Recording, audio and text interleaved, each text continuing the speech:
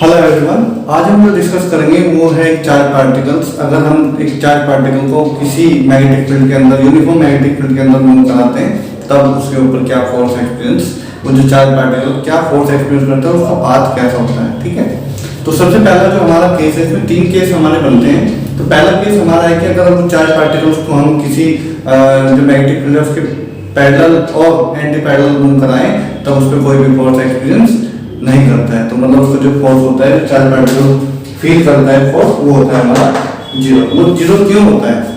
क्योंकि जो वैल्यू होती है, मतलब इसका जो लॉरेंज, क्योंकि इसके ऊपर एक लॉरेंज फोर्स अप्लाई होता है, और लॉरेंज फोर्स क्या करता है कि F equal to Q V B sine theta. अगर साइन थीटा की वैल्यू हम जीरो करते हैं तो हमें क्या मिलेगा रिजल्ट में? जीरो मिलेगा। F इक्वल टू क्या मिल जाएगा हमें? जीरो। ठीक है, तो हमारा पहला केस में क्या है, जब फोर्स एक्सपीरियंस करेगा कोई भी चार्ज पार्टिकल, वो क्या करेगा? जीरो करेगा। अब उसके बाद में हम सेकंड केस के लिए बात करते हैं कि अगर वो जो चार्ज पार्टिकल से किसी मैग्नेटिक यूनिफॉर्म मैग्नेटिक फील्ड के अंदर परपेंडिकुलरली एंटर करता है, v वेलोसिटी से एंटर करे, तब उसका जो पाथ कैसा होगा और वो उसके ऊपर जो फोर्स लगेगा वो किस तरीके का फोर्स लगेगा, राइट? तो हम उसको देखने वाले हैं। तो यहाँ पे जो सेकंड केस है कि हमारे पास में क्या होना चाहिए, यूनिफॉर्म मैग्नेटिक फील्ड होनी चाहिए। तो यूनिफॉर्म मैग्नेटिक फील्ड को हम इस तरीके से शो करते हैं। ठीक है, और यहाँ पे हमने एक चार्ज पार्टिकल्स को ले लिया है, v वेलोसिटी से मूव कर रहा है, चाहे वो एंटी क्लॉकवाइज मूव करें और क्लॉकवाइज मूव करें। ठीक है, तो किसी भी तरीके से वो मूव करें,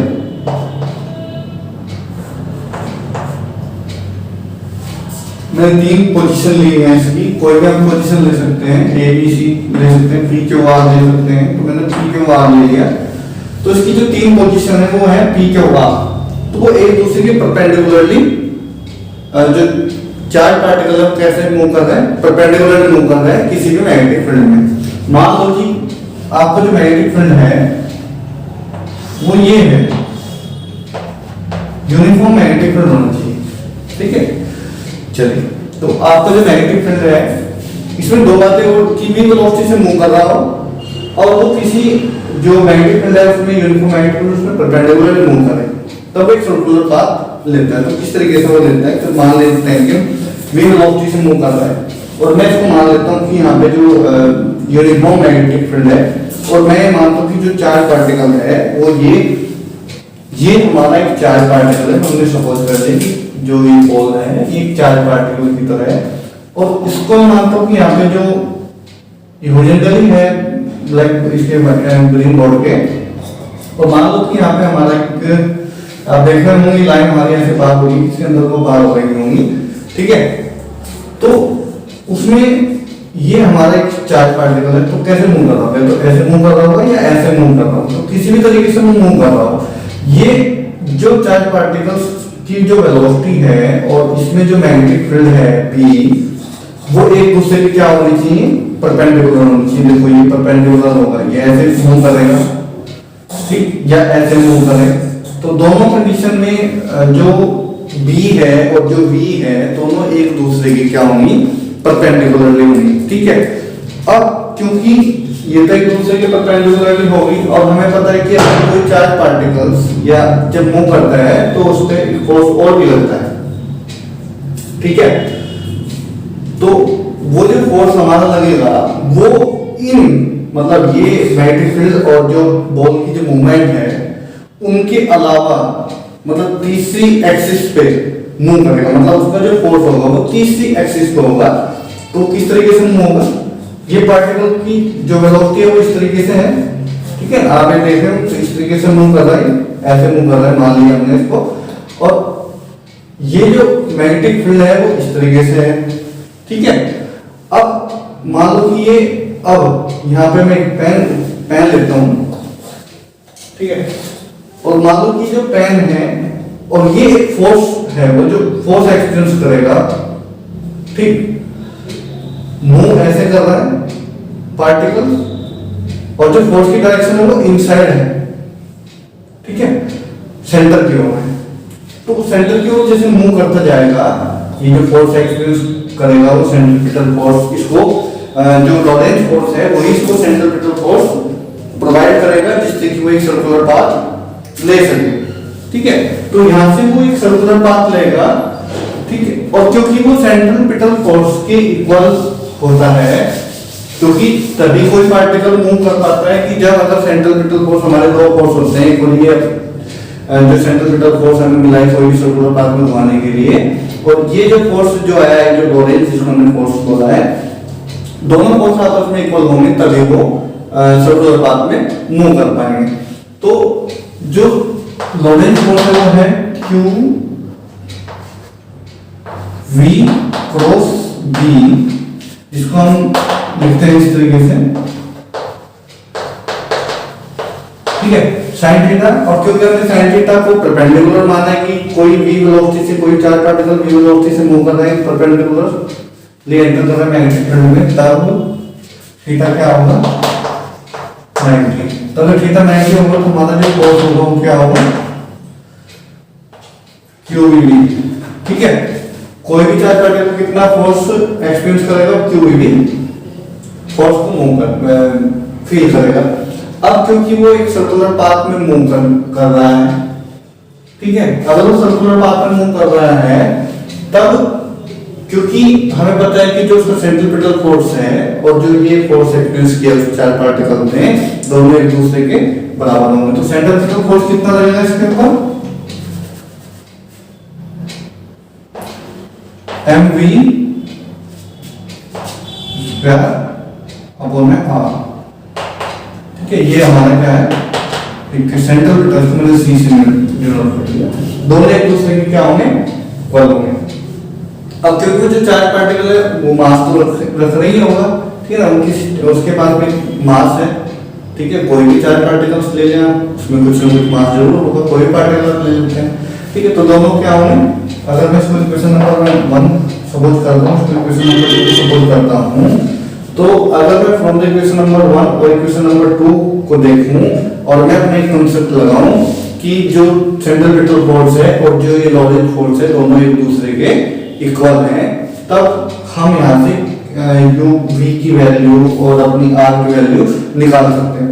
r की वैल्यू निकालने से हमें फायदा क्या मिलेगा, r की वैल्यू को निकालने से हमें फायदा मिलता है कि भाई हमें पता लग जाएगा कि ये किसी मैग्नेटिक फील्ड में कितनी रेडियस पे एक सर्कल बनाया गया है, कितनी रेडियस पे घूमेगा या कितनी ऑर्बिट पे घूम रहा होगा, तो ये बातें हमें पता लग जाएंगी। तो सबसे पहले हम निकालते हैं, अब डायग्राम को मैं हटाता हूं, ठीक है।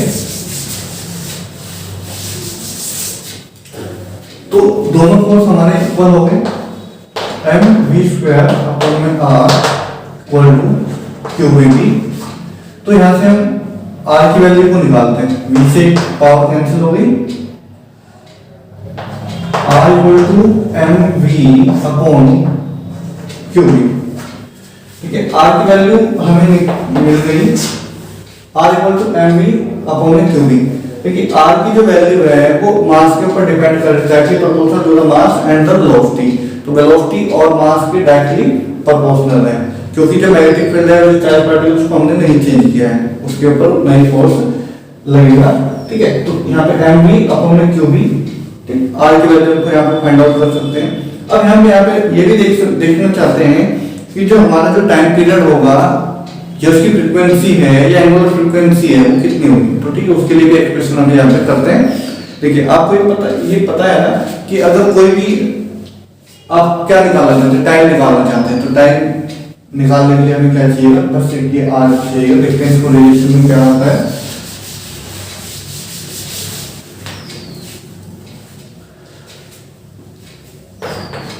टाइम निकालना चाहते हैं, टाइम पीरियड मतलब टाइम निकालना चाहते हैं,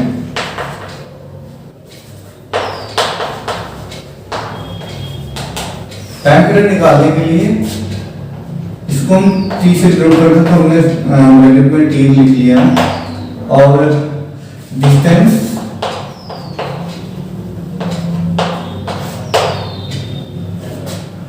और वेलोसिटी, ठीक है।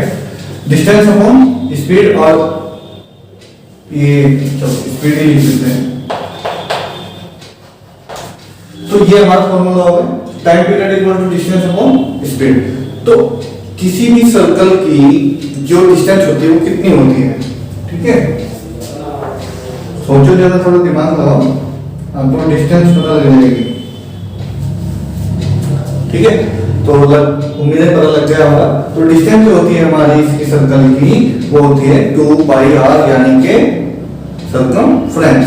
तो सर्कमफ्रेंस, क्योंकि हमें सर्कमफ्रेंस भी नहीं पता, क्योंकि आर भी नहीं, आर तो हमें चलो पता है, तो हम यहाँ पे फॉर्मूला लिखते हैं 2πr, बाद में वैल्यू पुट कर देंगे। हमें पाई की वैल्यू और आर की वैल्यू, इसमें कोई न्यूमेरिकल वैल्यू नहीं है, उसको तो हम यूज नहीं करेंगे।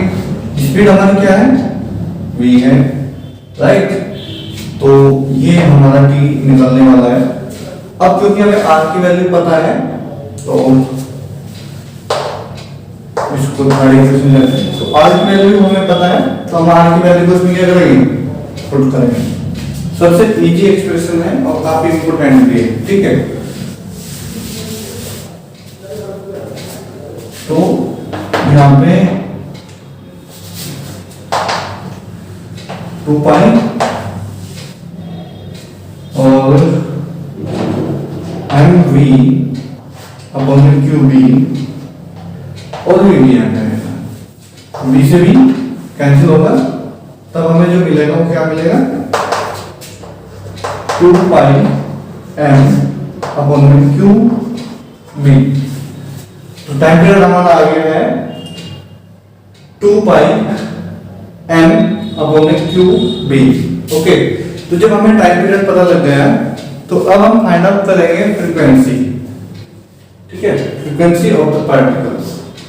तो ये भी आपने पहले 10th क्लास में भी पढ़ा था और 11th क्लास में भी पढ़ा हुआ है। तो इसमें क्या होता है, देखिए आप, तो हमने टाइम पीरियड को निकाल लिया। एक रिलेशन हमें पता है कि जो टाइम पीरियड होता है वो फ्रीक्वेंसी जो होती है उसकी क्या होती है, रेसिप्रोकल होता है। तो जो फ्रीक्वेंसी होता है उसका रेसिप्रोकल होता है टाइम पीरियड। हमने तो क्योंकि फ्रीक्वेंसी निकालनी है, f इक्वल टू क्या होगा, 1/t, ठीक है। अब हमारा यहाँ पे फ्रीक्वेंसी निकल जाएगी। तो फ्रीक्वेंसी निकालने के लिए हमें क्या करना पड़ेगा, जो हमारा टाइम पीरियड आया है उसको रेसिप्रोकल करके हम यहाँ पे लिख देते हैं, तो वो हमारा क्या बन जाएगा, फ्रीक्वेंसी बन जाएगा। तो यहाँ पे हम qb अपॉन में 2πm, तो ये हमारी क्या आ जाएगी, फ्रीक्वेंसी आ जाएगी, ठीक। ये हमारा दूसरा भी रिलेशन हमारा निकल गया। अब क्योंकि हमें एंगुलर फ्रीक्वेंसी निकालनी है, एंगुलर फ्रीक्वेंसी क्या होती है, ओमेगा से डिनोट करते हैं और यहाँ पे होती है 2π न्यू। जो एंगुलर फ्रीक्वेंसी है वो होती है हमारी 2π न्यू, और ये जो न्यू होती है वो क्या होती है, मतलब f से डिनोट कर रखा है, तो हम यहाँ पे भी f से ही डिनोट करें, मतलब फ्रीक्वेंसी यहाँ पे होती है। तो क्योंकि हमने फ्रीक्वेंसी की वैल्यू निकाल ली, अब हमने इसमें से वैल्यू को पुट करना है, qb अपॉन में 2π m, 2π से 2π है qb बटे m। तो ओमेगा की वैल्यू क्या मिली, qb बटे m। तो ये हमारा जो तीसरा एक्सप्रेशन है ये भी हमारा आ गया। तो बड़ा ही सिंपल है, कोई दिक्कत नहीं है, आप इसमें कोई भी चीजें निकाल सकते हैं।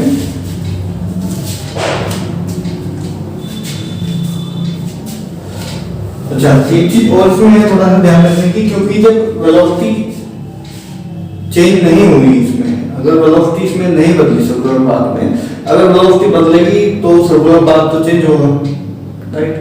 ये तो पता है ना कि अगर, क्योंकि जो हमारी रेडियस है वो डिपेंड करती है वेलोसिटी के ऊपर, अगर वेलोसिटी चेंज करेंगे तो हमारी रेडियस भी चेंज होगी। पर हम वेलोसिटी क्योंकि चेंज नहीं कर रहे हैं किस सर्कुलर पाथ के लिए, तब उसकी जो सर्कुलर पाथ है, अगर वो यूनिफॉर्म वेलोसिटी से मूव कर रहा है सर्कुलर पाथ में, तब उसकी जो काइनेटिक एनर्जी होती है वो क्या होगी, कांस्टेंट होगी, या यूं कह लें सेम रहेगी। जो एक बार काइनेटिक एनर्जी आ गई वही पूरी जर्नी के दौरान जो भी उसमें ट्रेवल करेगा, जब पूरे पाथ में वो सेम रहेगी, ठीक है। जब इसमें जो वेलोसिटी है वो कांस्टेंट है, तो इसलिए उसकी जो काइनेटिक एनर्जी है वो भी कांस्टेंट बने, क्योंकि मास तो ऑलरेडी कांस्टेंट ही होता है। अब ये तो है कि चलता हुआ कोई पार्टिकल है तो उसका मास बदलता है, ठीक है। तो यहाँ पे इसका मास नहीं बदलता और ना ही उसकी वेलोसिटी बदलती, तो इसलिए उसकी काइनेटिक एनर्जी भी सेम है, राइट। ओके, तो अभी हम जो करेंगे वो अब थर्ड जो हमारा केस है उसके ऊपर बात करने वाले हैं, ठीक है।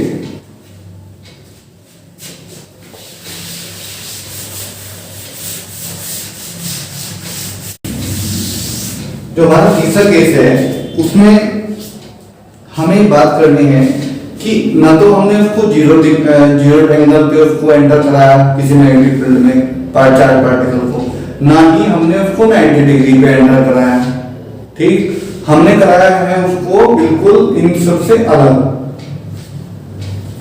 मैं समझ में 3 एक्सिस सपोज कर ली, ये y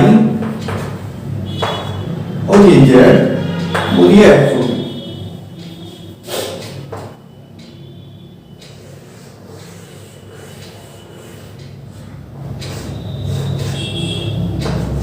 ये वो थीटा एंगल है जिससे हमने उसको v वेलोसिटी दी है, ठीक है। और क्योंकि वो किसी डिग्री पे मूव कर रहा है, ठीक है, मान लो स्प्रिंग टाइप में है, उसमें x भी आ रहा है y भी आ रहा है, दोनों एक्सिस इंक्लूड हो रही हैं, तब जो हमारे वेलोसिटी के जो कंपोनेंट होंगे वो दो इस समय इसमें टूटेंगे, ठीक है। अब सबसे पहले हमें देखो ये तो है कि और सेंटर पॉइंट है हमारा जिससे ये जो पार्टिकल मूव कर रहा है, ठीक है, 180 और 90 के बिल्कुल बीच में कह ले, ठीक है, 0 या 90 के बीच में जाना है, ठीक है, ना तो 0 पे ना ही वो 90 पे, तो इनके कहीं बीच से वो निकलना है, यह इधर कह लें कि 90 और 180 के कहीं बीच से निकल रहा है। अगर वो चार्ज पार्टिकल इस इन एंगल से मूव करे तब वो जो वेलोसिटी कंपोनेंट है टू कंपोनेंट्स में डिवाइड होगी, क्योंकि इसमें x और y दोनों इंक्लूड होंगे, ठीक है, ना तो वो x में पूरा मूव कर रहा है ना ही वो y में, तो इसमें दोनों में मूव कर रहा है, इस वजह से उसकी जो कंपोनेंट है वो दो में डिवाइड होंगे, दो वेलोसिटी में।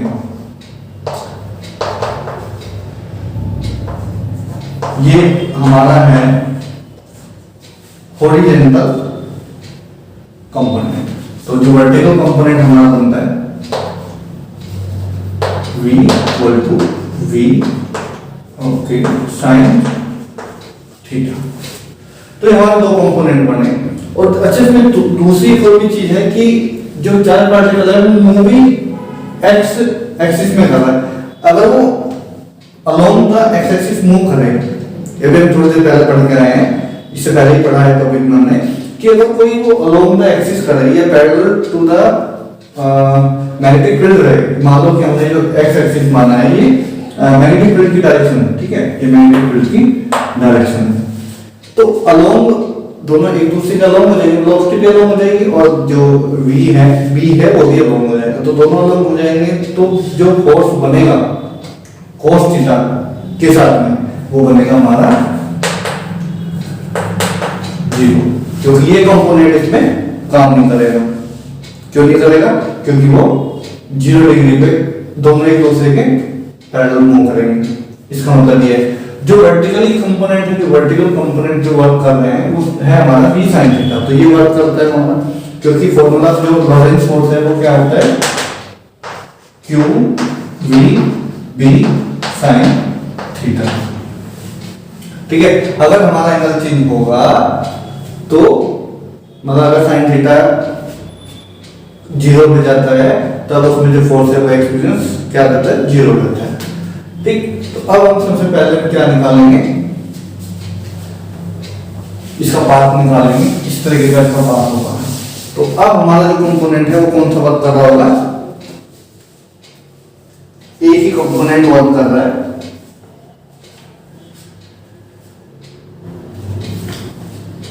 ठीक। कौन सा कंपोनेंट वर्क कर रहा होगा v sin थीटा। तो सेम इसमें भी जो लॉरेंस फोर्स है वो बनाते हैं q v, यहाँ पे v वर्टिकल्स के लिए है तो मैं सीधी वैल्यू रख रहा हूं तो v साइन थीटा, क्योंकि थीटा की हमें वैल्यू नहीं पता, ठीक है। और यहाँ पे जो एक साइन थीटा है, एक और साइन थीटा है, ठीक है, वो फॉर्मूला में होता है क्यू बी बी, बी रह गया हमारा, यहाँ पे बी भी है, तो बी मैग्नेटिक फील्ड है जो एक्स एक्सिस की डायरेक्शन में लगा हुआ है। तो ये हमारा जो साइन थीटा है, ये क्या है कि अगर फोर्स हमारा परपेंडिकुलर लगे तभी मैक्सिमम फोर्स हमें मिलता है। तो मैक्सिमम फोर्स के लिए हम वर्क कर रहे हैं, तो मैक्सिमम फोर्स के लिए अगर वर्क करेंगे तो ये जो थीटा है ये हमारा क्या हो जाएगा 90 डिग्री। अगर ये 90 डिग्री होता है तो हमें फोर्स क्या मिलेगा Q V B sine theta. ये साइन थीटा अलग है और ये साइन थीटा अलग है, ठीक है। और जब वो एक स्पाइरल टाइप में चल रहा है, वो सर्कुलर पाथ लेने की कोशिश कर, परपेंडिकुलर हमने मान लिया है, जब वो सर्कुलर पाथ में मूव करे तब उसकी एक सेंट्रीपिटल फोर्स उसको मिलेगा, प्रोवाइड होगा बाय द लॉरेंट फोर्स। तो लॉरेंट फोर्स ने उसको एक सेंट्रीपिटल फोर्स दे दिया। फॉर्मूला भी हमने पढ़ा है mv² r। देखो यहाँ पे v ये y यूज करेंगे हम, तो v क्योंकि हमारा जो एक्स एक्सिस है वो तो अलोन बन रहा है उसके मैग्नेटिक फील्ड के, तो उसको हम यूज नहीं करेंगे, इसको हम यूज करेंगे। अगर हम इसको यूज करते हैं तो हमें मिलता है mv sin थीटा का होल स्क्वायर और ये, ठीक। तो अब हमारा वही है कि अगर वो कोई भी चार्ज पार्टिकल से किसी सर्कुलर पाथ में मूव कर रहा है तो उसमें एक सेंट्रीपिटल फोर्स लगता है, जो क्लोरिंग फोर्स होता है वो दोनों एक दूसरे के क्या रहते हैं, इक्वल रहते हैं। अगर वो दोनों एक दूसरे के इक्वल रहते हैं तब हमारा जो वैल्यू होगी वो किस तरीके की होगी, ठीक है। बराबर हम लोग लिखते हैं यहाँ पे एफ सी बी क्या लेते हैं, तो M V square sine square theta upon R equal to Q B V sine theta, ठीक।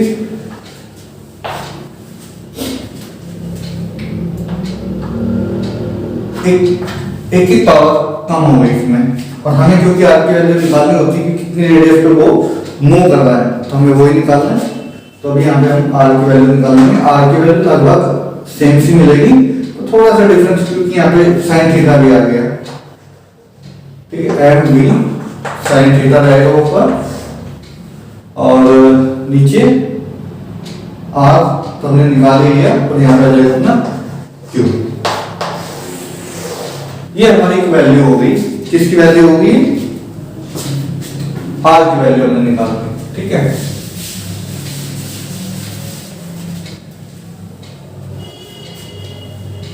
अब डायग्राम का कोई यूज नहीं रहा, और उसके बाद आर की वैल्यू के बाद हम टाइम पीरियड निकालते हैं। तो यहाँ पे भी जो टाइम पीरियड है उसके लिए फॉर्मूला अप्लाई करेंगे। देखिए जो टाइम पीरियड होता है हमारे पास में क्या होता है, distance upon speed, time period निकालना है, ठीक है। अब क्योंकि डिस्टेंस तो सर्कुलर पाथ में है और जो उसका सर्कमफ्रेंस होता है वही हमारी डिस्टेंस बढ़ती है, तो यहाँ पे वही डिस्टेंस 2 पाई r अपॉन v, ठीक है। ओके, तो यहाँ पे r की वैल्यू रखते हैं m v sin थीटा, और यहाँ पे 2 पाई d है, ओके। और यहाँ पे हम v रखेंगे और साइन थीटा भी रखेंगे, ठीक है। v की वैल्यू भी है, v की वैल्यू कितनी है, v sin थीटा, तो ठीक है। और एक वैल्यू हमारे पास में क्या बची हुई है कि यहाँ पे क्यू भी बचा है, तो क्यू भी रखते हैं, ठीक है। v की वैल्यू होगी और इसकी वैल्यू, इसकी वैल्यू से ये वैल्यू कट। जो हमारा टाइम पीरियड है और जो पहले हमारा जो टाइम पीरियड आया था वो दोनों सेम ही आया, बिल्कुल सेम आया, ठीक है ना। तो दोनों हमारा जो टाइम पीरियड है और अब का जो टाइम पीरियड है दोनों हमारे क्या है, सेम है, ठीक है। तो अब टाइम पीरियड हमने निकाल लिया, अब इसकी फ्रीक्वेंसी निकाल सकते हैं, बिल्कुल ठीक है। तो हमारे यहाँ पे एक्सप्रेशन खत्म हो जाते हैं। उसके बाद मैं इसको नहीं करा रहा हूँ कि इसकी फ्रीक्वेंसी निकालें और एंगुलर फ्रीक्वेंसी निकालें, क्योंकि वो हमने पहले उसमें निकाल दिया है, ठीक है, तो इजीली निकाल सकते हैं। ओके, तो thank you for watching, okay, bye, take care.